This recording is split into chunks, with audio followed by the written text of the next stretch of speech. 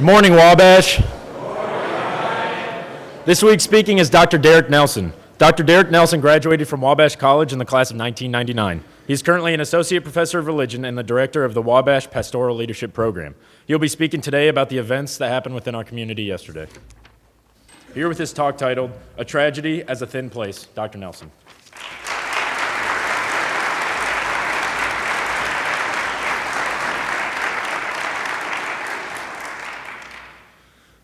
The ones most qualified to speak after the events as awful as yesterday are the ones who know how unqualified they are, and I hope that I am such a one as those. I wasn't here yesterday. I'm actually on sabbatical. I didn't know any of the people involved. I've never been through anything like this before, and my usual medium for thinking through what one might say is a sermon, which this will not be.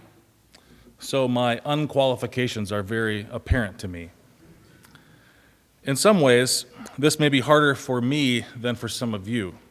My wife is just a year older than one of the victims, my daughter just a year younger than the other. But in other ways, many of you have it much worse.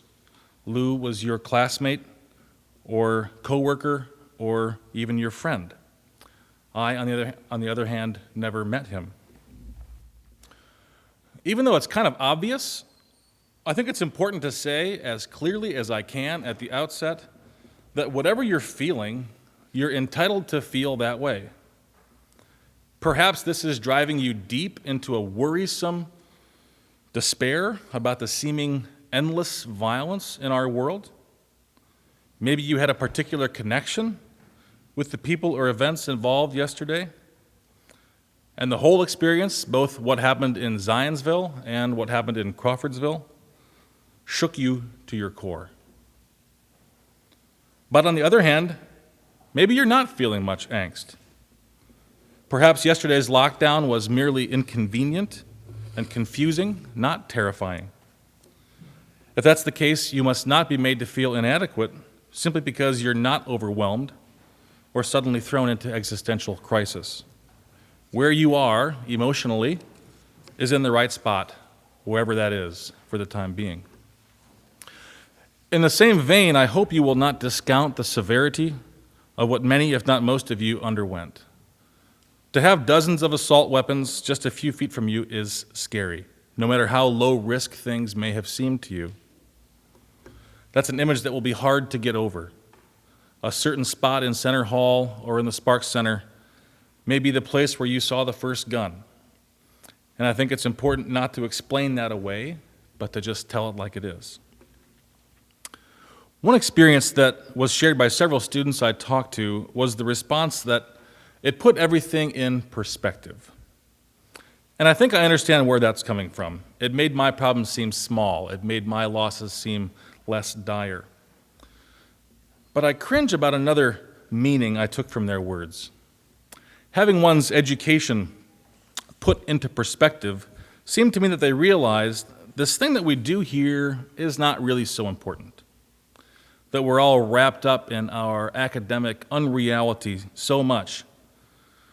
We need reality to rein us in once in a while. And I want to say I think that's backward. Let me tell you what I mean by engaging in the great academic tradition of rating the thoughts of someone much smarter than I am. Good artists borrow, great artists steal. Pablo Picasso either said or plagiarized that great line.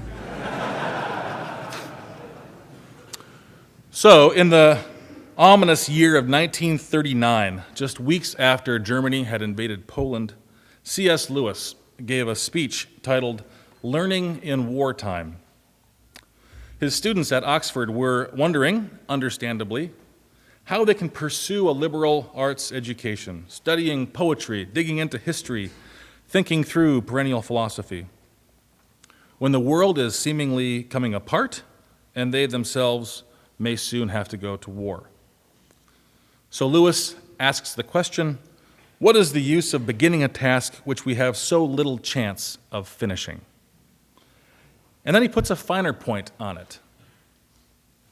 Even if we ourselves should happen not to be interrupted by death or military service, why should we, indeed, how can we continue to take an interest in those placid occupations when the lives of our friends and the liberties of Europe are in the balance? From Lewis. He responds with a number of strong claims. The first, kind of predictable one, is that the war will be fought to maintain the culture and freedom of society. So therefore, one should continue to cultivate the cultural goods and exercise the liberative things like history, chemistry, and art. His second claim, I think, is a bit better. Lewis argues that if we postponed the quest for wisdom and beauty until all of life was secure for everyone, we would never begin the search. The fact is, there has never been a time without crises, alarms, emergencies, and tragedies. And after all, learning is literally written into our human nature. Even the person fully engaged in war is doing many things characteristic of normal life. But the very best thing that Lewis says is that a time of war should actually heighten one's sense of the importance of your studies. This is so because war puts into sharp relief how high the stakes are for the pursuit of deeply, meaningfully true things.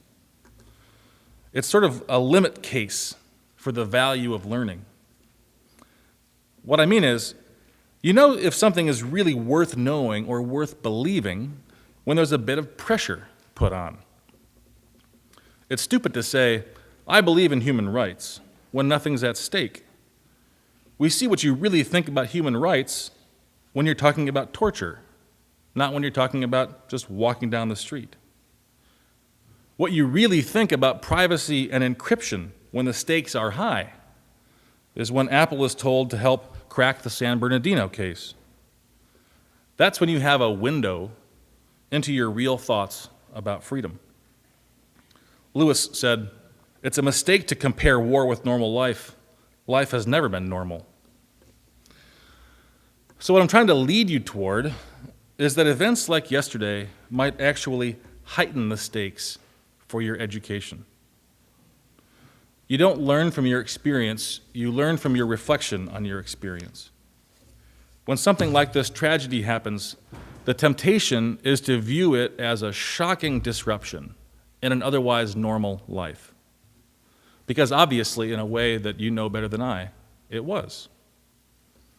But further reflection shows the sad reality that such things happen all the time. This time it happened to us. People are hurting and fragile and potentially wicked everywhere. The faculty of the college spends a lot of time talking about the Wabash Bubble. This place can seem kind of like a snow globe, very pretty but also very self-contained. And we try to pierce the bubble in lots of ways from the inside out. That's why we have immersion trips and study abroad programs, and we invite very different people to come give presentations. We try to get you out to farms and into cities. One of my colleagues remarked that yesterday was a day when the bubble was pierced from the outside in. The presence of some outside thing that we couldn't ignore shook everyone up. So I'm inviting you to think about tragedy, and not only the particular one on everyone's mind, as a kind of test case for what really matters. Ancient Celtic Christians had a great term for something like this. They called it a thin place. A thin place is a spot or a chance encounter or a brief moment where for some reason the distance between heaven and earth is shorter. Or to shift the metaphor, where the fabric of the veil covering your eyes is less opaque, is thinner. A tragedy can be a thin place for you. It might be a thin place where you encounter God, but I'm actually thinking about this in a purely secular sense. What can a tragedy, to say nothing of a war, reveal to you about your education? I will not pretend to answer that question. But I really do want you to try to answer it. I have some hypothetical thoughts, I guess. If you're studying psychology because you have a vague sense that you might want to help someone somehow, perhaps this is your opportunity to make that vague sense somewhat more concrete, more deeply felt. There is great pain and brokenness all across the world, and violence and greed seem to beget more of the same. How can you, in your studies, be a part of that healing? If you're studying economics because you have a vague sense that you'd like to earn some money, perhaps this is your opportunity to reflect on human nature. What is it that makes us so noble and so base, and all at once? And more importantly, what does that mean? For what it's worth, Lewis finds the fact astonishing that humans can be so inventive and so grand in such awful conditions of squalor and war. Human beings, and here quoting Lewis, propound mathematical theorems in beleaguered cities, conduct metaphysical arguments in condemned cells, make jokes on a scaffold, and comb their hair at Thermopylae. If you've seen the movie 300, you know that the Spartans' hair looked magnificent as they went into that battle. Dr. Gelbman posted yesterday, all of the students who had planned to meet with me this afternoon emailed within an hour of the shelter-in-place alert to reschedule. Wabash students, that makes me so proud of you. It's a bit like Lewis's speech, isn't it? Life goes on, and soon many more facts will be in hand, and we will have adjusted and continued, even in grief and sadness. Or the basketball team's gutsy performance last night is another example. Or the bachelor staff coming together to get an issue together in no time flat. I'm so proud of all of you, staff and faculty and students alike. So clearly, I'm not here to sell easy answers. It's hard to wrap our minds around how complex this tragedy is. The victims have a family in shock, feeling grief and, I assume, outrage. The suspect has a family in shock, feeling confusion and, I assume, shame. The first responders will have nightmares. Coworkers will be disoriented. But if spending our time thinking about the perennial questions, trying to write a beautiful poem, trying to characterize a complicated molecule, if all that stuff is important in a normal time, it's all the more important in the thin place of a tragedy. So we go on about our work, not because we don't want to think about yesterday, but because the work we have in front of us and the people we have across from us are the very best things around. Their goodness is revealed when a tragedy deprives us of them. So guys, if you haven't yet called your mother, for heaven's sakes, do that right away. They care about you and they are scared for you, so just call them.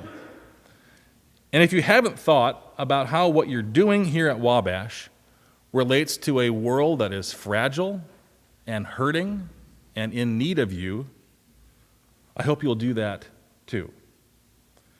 In fact, this is best done when we're at a thin place, as I think we are today. Thank you, and take care.